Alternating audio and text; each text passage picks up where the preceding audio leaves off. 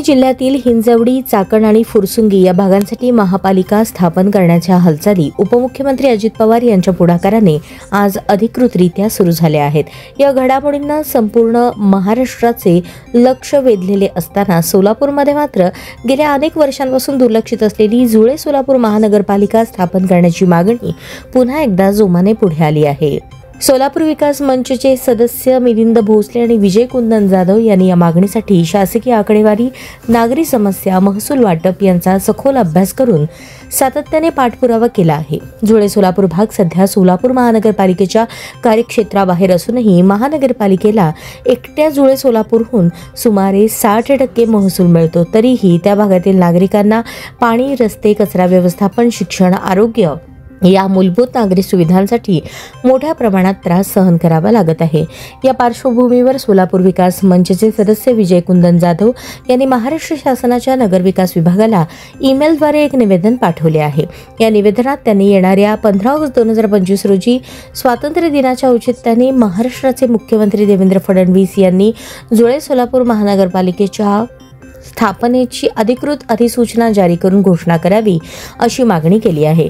भारत सरकारच्या नगरविकास संचालनालयानुसार किमान 3 लाख लोकसंख्या असलेल्या नागरिक क्षेत्रास महानगरपालिकेचा दर्जा दिला जाऊ शकतो।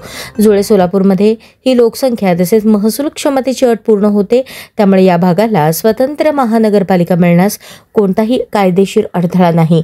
या मागणीला स्थानिक पातळीवरूनही मोठा पाठिंबा मिळत असून कर देणारे पण हक्क न मिळणारे असे जुळे सोलापूरकरांचे वर्णन वारंवार ऐकायला मिळते। अजित पवार यांनी पुण्यातील नव्या महानगरपालिकांसाठी हालचाल सुरू करतात सोलापूरकरांमध्येही आशेचा किरण निर्माण झाला आहे। संपूर्ण सोलापूर जिल्ह्याच्या समतोल विकासासाठी जुळे सोलापूर महानगरपालिका ही काळाची गरज आहे असे मत अनेक नागरी संघटनांनी व्यक्त केले आहे। आता पाहावे लागेल की महाराष्ट्र सरकार या मागणीकडे गांभीर्याने पाहावे अशी सर्व जुळे सोलापूरकरांची इच्छा आहे। जुळे सोलापूर महानगरपालिका झाली तर सोलापूर शहरातील दोन्ही बाजूंचा विकास समतोल पद्धतीने होऊ शकतो। नवीन महापालिका झाल्यास केंद्र आणि राज्य शासनाकडून निधी मिळण्याचे मार्ग मोकळे होतील आणि नागरी सुविधांमध्ये लक्षणीय सुधारणा होईल असे ठाम मत सोलापूर विकास मंचचे सदस्य मिलिंद भोसले, विजय कुंदन जाधव, केतन शहा, योगीन गुर्जर, ॲडव्होकेट दत्तात्रय अंबुरे, मनोज क्षीरसागर, सुहास भोसले, आनंद पाटील यांनी मांडले आहे।